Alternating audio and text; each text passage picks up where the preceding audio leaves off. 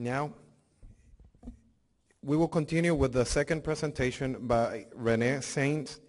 During his 25-year career in higher education, René Sainz has coordinated multiple education technology projects in different management positions. In his current position as Assistant Director of Instructional and Client Support Service in the University of Texas at Brownsville, René oversees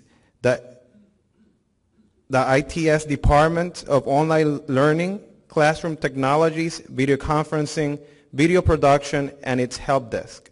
René provides strategic vision and leadership in the conceptualization, design, and implementation of online and hybrid courses, as well as faculty and student training and support. The University of Texas at Brownsville offers over 600 online courses sections per year and 17 fully online programs including bachelor's, master's, and graduate certificates. René has participated in multiple academic and technical committees, grants, and national and international projects. René has presented in educational conferences in both English and Spanish in the U.S., Puerto Rico, Colombia, and Mexico. He holds a master's degree in Spanish and a master in educational technology, and is currently ABD, all but dissertation, candidate of the Doctorate in Education program. René also completed the Harvard Kennedy School of Government Shared Service in the Public Sector program, the Texas Public Management program, and a diplomado in Mexico City. René is bilingual and bilateral in English and Spanish at the graduate courses level, and has served as a simultaneous interpreter and translator. René has published poetry in Spanish on both sides of the U.S. and Mexico border.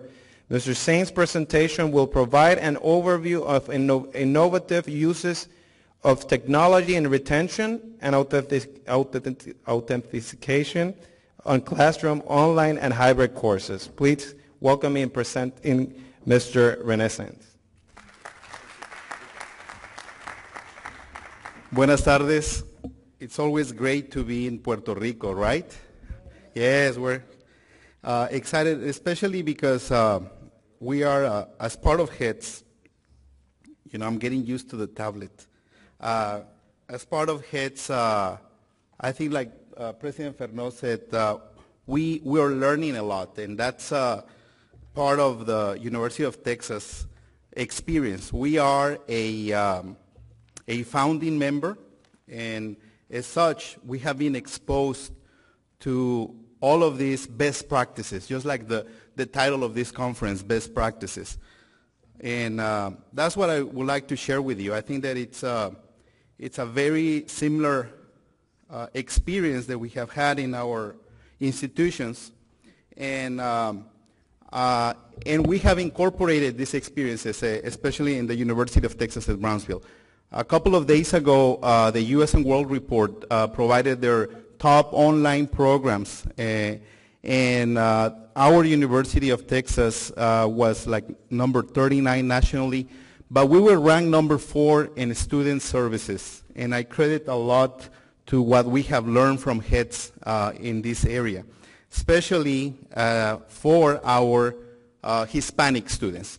And what we have done in the last years is very similar with what you have experienced. Distance education started mainly in video conferencing, and we still have that, although it's, in this case, is the room-to-room video conferencing. In our experience, we started back in 1991, and then in 2001, we were the first institution in the University of Texas system to provide an online degree. And actually, our student was from New York, so that gave us the, the experience of reaching a wider audience. And like it was mentioned, we offer 17 online programs. So we have a very robust offering as far as online. But we also have a majority of Hispanic students, 95% of Hispanic students. And that's why I feel so identified with the experience in Puerto Rico, New York, and we're seeing now that in other states around the U.S., are having this influx of Hispanic students. We offer, for example, a master's in translation as well, 100% online. And the experience, for example, in this particular case is that our instructors are coming not only from our institution in Brownsville, Texas, but also from Spain, Milwaukee, New York, and even in Ireland. So what has made this possible is a robust platform. Like all of us, we do have an LMS, and in this case we use Blackboard. So we have an entry portal for all our students. That's the Blackboard portal. The LMS that Bo mentioned as well, that gives us the synchronous and asynchronous tools. And we also have the content system, which offers virtual hard drives for all our students and faculty. And for accreditation purposes, we were the first institution in the world to acquire the outcome system as well from Blackboards. So, like Bo mentioned, we had several delivery methods, and you're familiar with this, video conferencing, online, hybrid, and web conferencing. So I want to make a link between the way we use technologies for courses and how we can use this for other areas such as retention and, of course, authentication. So I'm going to go over these technologies like we mentioned. We have video conferencing. For example, we offer a doctoral program via video conferencing for students that prefer to be in a single location at the same time in the same place, and we use video conferencing connecting different locations throughout Texas in our case. We also offer these online courses. We found out that our Hispanic students are part of the digital native generation. For example, over 94% of our freshmen, they have computer access at home, over 94%. And over 82% from their home, and 94% they have access to a computer or a tablet. So we're seeing that our student is just like his generation. They know how to use technology. So now the challenge is, how do we use these technologies for pedagogical purposes and for support retention purposes as well? The hybrid course that was mentioned as well is the one that mixes both classroom and online. And I think that more and more we see the classroom course not so much only as a classroom course, but more and more as a hybrid course. I think this is more and more the norm. And what Bo talked about, the equivalency, is going to be critical so that we can liberate our faculty and students from meeting every single hour of contact hour. I think it'll be an advantage for many reasons, both for students, faculty, and also for the use of facilities to use more of these hybrid modalities. So equivalence is going to play a big role.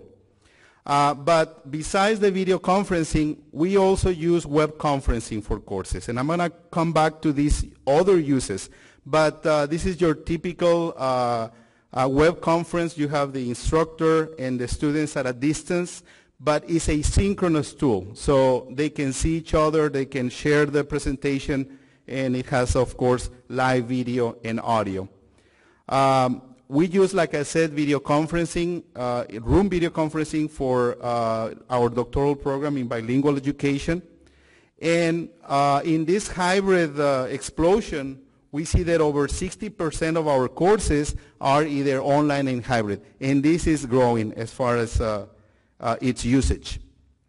So one of the statements that I wrote for this presentation was the use of online technologies is prevalent in all delivery methods, like I mentioned, classroom, online, and hybrid courses. But similarly, these online technologies are being used for different institutional goals and requirements, such as retention and authentication. So I'm going to give you some examples of how we are reusing or recycling these technologies that we acquire for coursework, but now we're seeing that we can also use them for student services as well, for retention purposes. For example, our library. We see that Students need access to the library, and we used to have phone support, extended hours, etc. But it was real hard for the librarian to go step by step using the telephone. So they had to narrate, you have to go to this place and find the databases, etc. So what we're using now is that Blackboard Collaborate, in our case, for the web conferencing. We have a librarian who can receive a connection from a student, and it has video, it has audio, and more importantly, the librarian can share their desktop. So a student can see exactly what the librarian is saying step by step. So this has been very useful and is very much used. So we're adapting to the new technologies, to the new student. Another thing that we're using also this web conference is for academic advising. We have mandatory advising, so students had to do a scheduling, and they had to go to that location, find parking, etc. So we're now offering this online. So all our advisors were trained in the use of the technology. They have the headsets. So once they can do also scheduling online. And of course, this is very convenient for our students. We're also using the asynchronous technologies. This particular tool is a video capture. We use Tegrity. There are others, media site in the market. And we used it first for tutoring, besides recording the classroom instruction. So, and we found out something very interesting that I'd like to share with you. In this recording, online recording, you have obviously the video from the instructor, you have the audio, you also have the shared desktop, where in this case the formulas. But we also added closed captioning. And we added closed captioning. It was very easy to do. The tool allowed us to do that. And we found out that it was a phenomenal idea because this particular tool, you can search a certain term that it was covered during the class. Because we use closed captioning, every single word that the instructor said, in this case, say, a quadratic equations, the student can do a search within the video or all 454 videos and find or Google that particular term. So this is not just your regular recording. It's online, it's searchable, and that's how our students operate now. And it was a phenomenal adoption by our students, and we have over 38,000 views. So we're very happy about this, and I think that this tool and these additions that we did can be part of what Bo was talking about as enhancements for your online courses and as far as equivalency. So how can we use these technologies for authentication?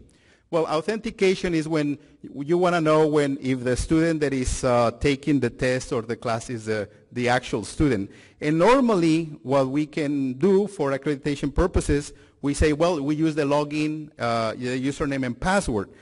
Another thing that you can do is use this technology that I talked about on the recording part to remotely proctor tests. And it's very powerful. Not only they log in this case, to their portal, but then they go into, in our case, the video capture, the Tegrity, and they record themselves taking the test. For example, the first step, they have a wizard to check the mic and the video, and we have step-by-step instructions. They show an ID to the camera, and then they start recording every single thing that they write in the test. So this is excellent proctoring for authentication purposes, and it has been very useful for us as well. But I think that the future, as we all know, is mobile. And we have a mobile platform that provides us access to the course, to the LMS, and now also to the webcasts. Now students are going to be able to attend classes in the webcast through their phones or their tablets. And once again, we have seen a big phenomenon of usage, and this is where we're going as well. So this is just an overview of how is it that we can use online technologies intended for courses for special purposes, student services, retention, and authentication. And I think this is a trend that we're seeing in all our institutions, and I'm happy to share it with you through HETS. And thank you very much again. We understand the factors that promote college success, the impact of approaches that truly facilitate success and quality, the secret to a solid teaching process for the Hispanic learner, and the key role of technology to make this happen. HETS, an opportunity to propose, find, and integrate innovative technology solutions to education. We go beyond higher education. We strive for a higher vision. Visit us at www.hets.org. HETS Consortium.